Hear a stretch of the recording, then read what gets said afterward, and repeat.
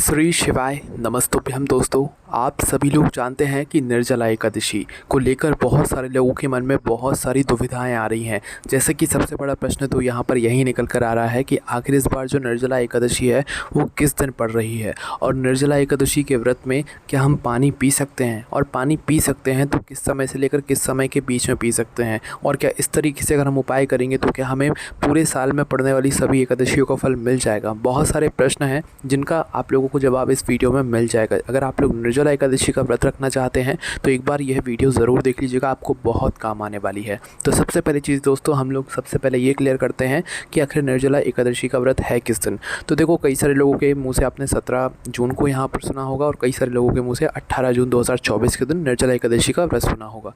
तो हम आपको ज़्यादा बातें नहीं बताते हैं, सीधा बताते हैं कि देखो 17 जून को तो आप कैलेंडर में देख सकते हो, पर अगर हिसाब से उदय तिथि के अनुसार देखा जाए तो भाई 18 जून 2024 के दिन ये निर्जला एकादशी का व्रत रखा जाएगा। इसलिए आप लोग सही दिन पर ही व्रत रखें, इस बात का विशेष रूप से ध्यान रखें। आप पहले अच्छे से कंफर्म कर लेना, और भी जगह से मतलब पता कर लेना कि भाई हाँ 18 जून के दिन ही जो है निर्जला एकादशी का व्रत है, 17 जून को नहीं है। 17 जून को कैलेंडर में आप लोगों को ज़रूर देखेगा, ठीक है। बाकी आपके ऊपर है कि आप किस दिन यहाँ पर निर्जला एकादशी का व्रत रखना चाहते हैं, पर जो सही मान्य है भाई वो 18 जून 2024 के दिन ही निर्जला एकादशी का व्रत यहाँ पर रखा जाएगा। अब दोस्तों, व्रत तो रखा जाएगा, पर इसके बाद में जो सबसे बड़ा और सबसे जो महत्वपूर्ण चीज़ आती है कि भाई इस व्रत में क्या हम पानी पी सकते हैं, पानी पी कर क्या हम लोग इस व्रत को धारण कर सकते हैं। तो देखो, यहाँ पर हम आपको एक बात बता दें कि निर्जला एकादशी के नाम में ही आप समझ रहे हो कि निर्जला मतलब ऐसा व्रत जिसमें आप लोग जल नहीं पी सकते हो, है ना। पर हाँ, अगर किसी का मन है और व्रत रखना चाहता है पर वो इतनी कठिन साधना नहीं कर सकता, इतना तप नहीं कर सकता निर्जला एकादशी का, तो भाई वह जल पी सकता है। पर अगर वह निर्जला एकादशी का व्रत करेगा तो उसको सिर्फ एक ही एकादशी का फल मिलेगा, साल में पड़ने वाली सभी एकादशियों का फल नहीं मिलेगा, है ना। इस बात का आप लोग ध्यान रखना, है ना।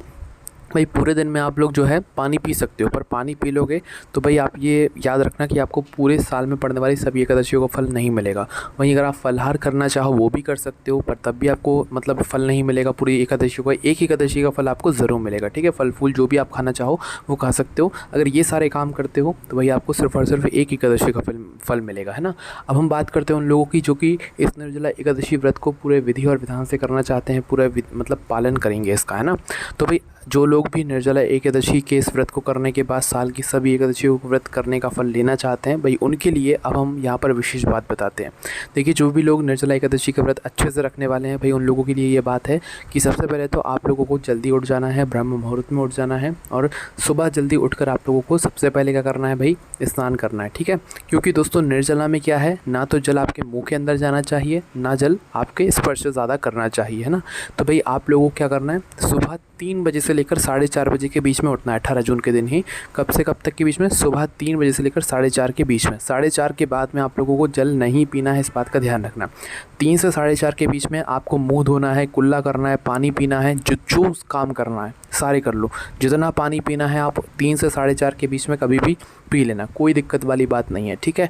और अपना मुंह वगैरह धोना है वो भी धो लेना, नहाना है वो भी नहा लेना। नहाने के बाद जितना आपको पानी पीना है पी लेना, पर 3 बजे से लेकर 4:30 बजे के बीच में ये सुबह का समय रहेगा ना, ब्रह्म मुहूर्त के समय में आप लोगों को क्या करना है, ये जल पी लेना। जितना पीना चाहो वो पी लेना, क्योंकि अब जो है अगले दिन ही आप लोग इस समय पर जाकर जल पी सकते हो, क्योंकि पूरे 24 घंटे आपको बिना पानी के रहना है, बिना जल के रहना है ना।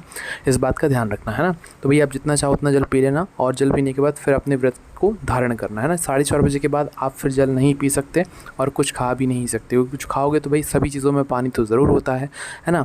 तो भाई पूरा दिन आप लोगों को बिना जल के रहना है और कुछ भी नहीं करना है। और दोस्तों, कई सारे लोग ऐसे भी होते हैं भाई, एक बार जो सुबह जल पी लेते हैं और एक बार शाम को सूर्यास्त के बाद जल पी लेते हैं। तो सूर्यास्त के बाद अगर आप लोग जल पी लोगे तो भाई आपको सिर्फ और सिर्फ एक ही एकादशी का व्रत फल मिलेगा, इस बात का आप लोगों को ध्यान रखना है। अगर पूर्ण रूप से एकादशी का फल, निर्जला एकादशी का फल चाहिए तो भाई आपको पूरे 24 घंटे तक बिना पानी के रहना है। अगले दिन मतलब 3-4 बजे के बाद ही आप लोगों को यहाँ पर जल को ग्रहण करना है। आपका व्रत तभी सफल माना जाएगा, मतलब पारण उस समय ही यहाँ पर इसका होगा, है ना।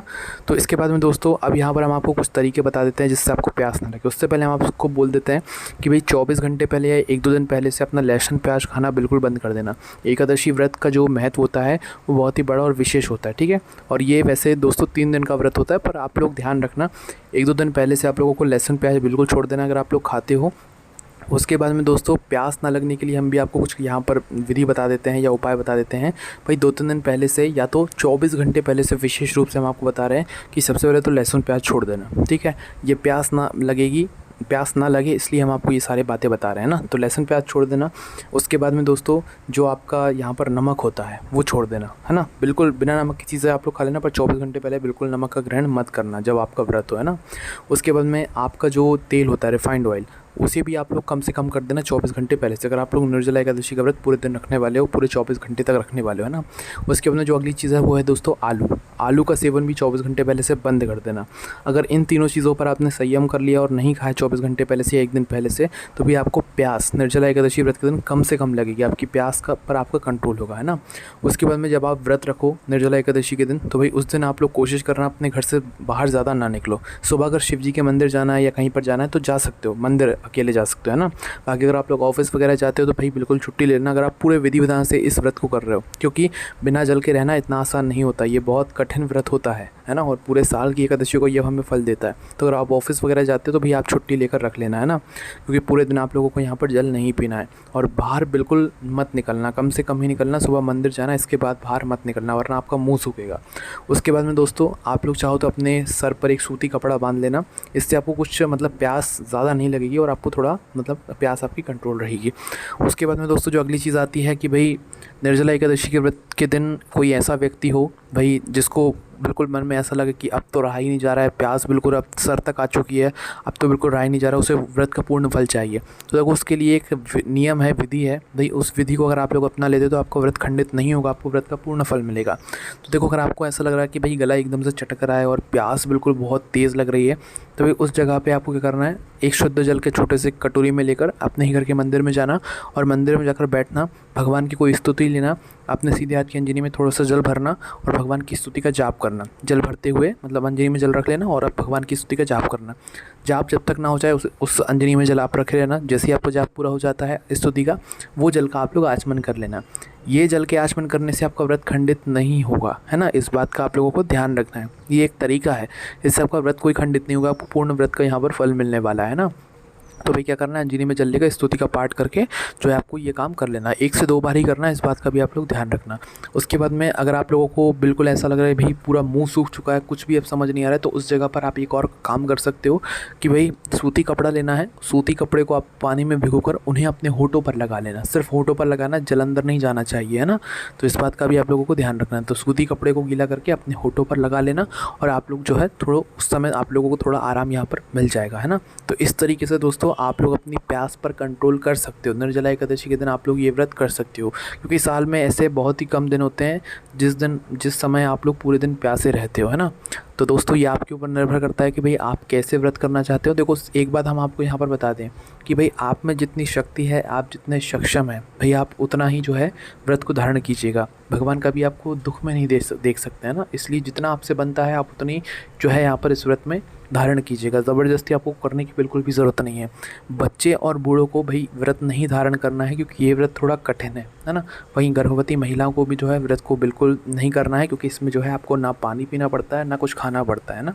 तो यहाँ पर आप लोगों को कोई दिक्कत ना हो, इस वजह से हम ये सारी बातें कह रहे हैं। तो भाई इन बातों को आप लोगों को ध्यान रखना है। जो व्यक्ति सक्षम हो, जो व्यक्ति इन सभी चीज़ों को सहन कर सकता हो, क्योंकि इसमें सहन शक्ति चाहिए, तप चाहिए, तभी जाके आपका ये व्रत पूरा होगा, है ना। और जो बातें हमने आपको बताई है इनका भी आप लोगों को पूर्ण रूप से यहाँ पर ध्यान रखना है। अगर ध्यान नहीं रखोगे तो भाई आप लोगों का व्रत कैसे पूरा हो पाएगा। व्रत को अगर पूरा करना चाहते हो तो भाई 24 घंटे पहले से जो हमने आपको बातें बताई हैं वो मतलब चालू कर देना करना। और जल पीना चाहते हो तो भाई ब्रह्म मुहूर्त में 3 से 4:30 बजे के बीच में उठकर आप लोग जल पी लेना। इसके बाद आपको फिर 24 घंटे बाद ही जल पीना है। बाकी जो लोग फलाहार करना चाहते हैं, फल करना चाहते हैं या बीच बीच में पानी पीना चाहते हैं, भाई वो भी पी सकते हैं, पर उनको सिर्फ और सिर्फ एक ही एकादशी का यहाँ पर फल मिलने वाला है ना। तो जो भी ज़रूरी बातें थी वो हमने आपको सारी बता दी हैं। बाकी अगर अभी भी आपके मन में कोई भी प्रश्न आ रहा है जो कि निर्जला एकादशी व्रत को लेकर है, तो उसे आप हमसे कमेंट करके पूछ सकते हैं। क्योंकि दोस्तों निर्जला एकादशी का व्रत साल में सिर्फ एक बार आता है। सबसे बड़ी एकादशियों में से एक एकादशी होती है, कौन सी? निर्जला एकादशी। इसलिए इसका महत्व भी बहुत ही ज़्यादा बड़ा होता है। इस एकादशी को करने से आपके कई सारे पापों से आपको मुक्ति मिल जाती है। और साल में अगर आप कोई व्रत भी नहीं करते हो ना, अगर आप इस व्रत को कर लेते हो तो आपको बहुत बड़ा फल मिलता है, कई व्रतों को करने का फल मिल जाता है ना। वहीं दोस्तों अगर हम बात करें अगली चीज़ की, तो भाई वो ये है कि जो व्यक्ति हर एकादशी का व्रत करता आ रहा है ना, चाहे माताएं बहनों चाहे कोई हो, जो व्यक्ति हर एकादशी का व्रत करते आ रहा है और अगर वो निर्जला एकादशी का पूरे विधि विधान से पालन करे, 24 घंटे तक निर्जला रहे, तो भाई उसको साल की सभी एकादशियों का फल एकदम से मिल जाता है, बहुत ही बड़ा फल मिलता है। उसके लिए बहुत ही ज़्यादा विशेष ये एकादशी होती है। अब आप अपने हिसाब से इस व्रत को धारण कर सकते हैं। कोई भी समस्या आती है कमेंट करके पूछ सकते हैं। ओम नमः शिवाय, जय भोले बाबा श्री शिवाय, नमस्तुभ्यम।